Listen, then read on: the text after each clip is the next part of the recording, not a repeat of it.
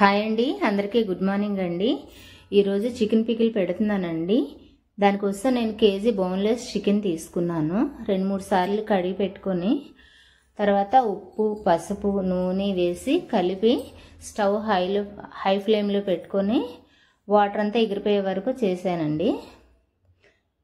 ఇవ్వండి, ఇలా కలిపి పెట్టాను కదా, మధ్య మధ్యలో కలుపుతూ ఉండాలండి. అందులో వాటర్ అంతా పైకి వచ్చేది చూసారా. మళ్ళీ ఆ వాటర్ అంతా మళ్ళీ ఎగిరిపోయే వరకు డ్రై చేయాలండి. అస్సలు వాటర్ అనేది ఉండకూడదు. బాగా డ్రై రోస్ట్ చేసుకోవాలి. ముక్క చిదిరిపోకుండా చూసుకోవాలండి. మెత్తబడిపోతే చిదిరిపోతుంది కదా, ముక్క చిదరకుండా చూసుకోవాలి. చూసారా, ఫుల్ వాటర్ అంతా ఇంకిపోయిందండి. వాటర్ అంతా ఎగిరిపోయిన తర్వాత ఇప్పుడు స్టవ్ మీద ఇంకో ప్యాన్ పెట్టుకొని ఆవాలు, ధనియాలు, జీలకర్ర, మెంతులు, మసాలా దినుసులు, ఆవాలు అన్నీ వేసుకొని మీడియం ఫ్లేమ్లో పెట్టుకొని ఎర్రగా వేపుకోవాలండి, దోరగా వేపుకోవాలి. అయిన తర్వాత అవి తీసి మళ్ళీ వేరే ప్లేట్లో వేసి పెట్టుకొని పౌడర్ చేసుకోవాలండి. అదే ప్యాన్లో నేను ఆయిల్ తీసుకుంటున్నానండి. నేను కేజీ చికెన్ తీసుకున్నాను కాబట్టి 1/2 కేజీ ఆయిల్ తీసుకుంటున్నాను. వేరుశనగ నూనె తీసుకుంటున్నానండి పచ్చడికి అని చెప్పేసి.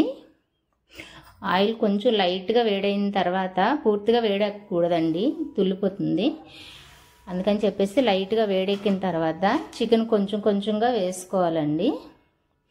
తీసుకున్న చికెన్ మొత్తం నేను ఒకేసారి వేసేసానండి. అంతా వేసేసి కలపకుండా కాసేపు వదిలేయాలండి. అలా వదిలేసిన తర్వాత అలాగ మధ్య మధ్యలో కలుపుతూ, ముక్క చిదిరిపోకుండా మధ్య మధ్యలో కలుపుకోవాలండి. మధ్య మధ్యలో కలుపుకుంటూ ఎర్రగా వేపుకోవాలి. ఎర్రగా వేగిన తర్వాత అల్లం వెల్లుల్లి పేస్ట్ వేసుకోవాలండి.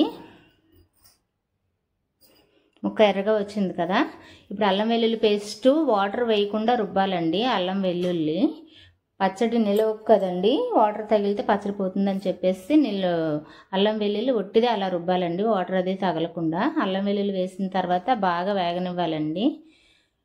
బాగా వేగిన తర్వాత ఒక్కొక్కటిగా వేసుకోవాలి.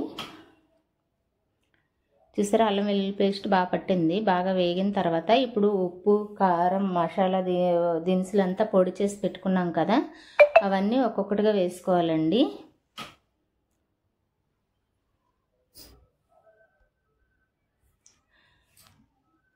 కారం అండి, ఒక 50 గ్రాముల కారం తీసుకున్నానండి.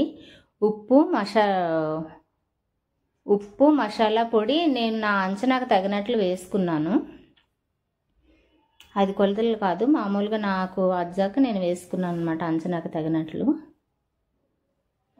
మసాలా పొడి అవన్నీ లాస్ట్లో నిమ్మరసం వేసుకోవాలండి. ఇదంతా చల్లారిన తర్వాత ఇప్పుడు ఈ పికిల్ ఎందుకు చేస్తామంటే సేల్కి అని చెప్పే చేస్తున్నామండి. ఎవరికైనా కావాలనుకున్న వాళ్ళు వాట్సాప్ నెంబర్ ఇస్తానండి, కాలర్ మెసేజ్ చేసి ఆర్డర్ పెట్టుకోవచ్చు.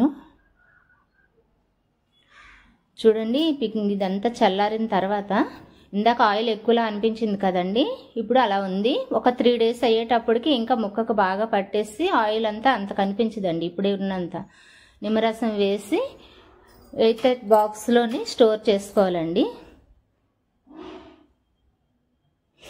ఎవరికైనా కావాలనుకున్న వాళ్ళు డిస్క్రిప్షన్లో వాట్సాప్ నెంబర్ ఇస్తానండి, స్క్రీన్ మీద. ఆ నెంబర్కి కాలర్ మెసేజ్ చేసి ఆర్డర్ పెట్టుకోవచ్చు. బోన్లెస్ చికెన్ పికిల్ అండి.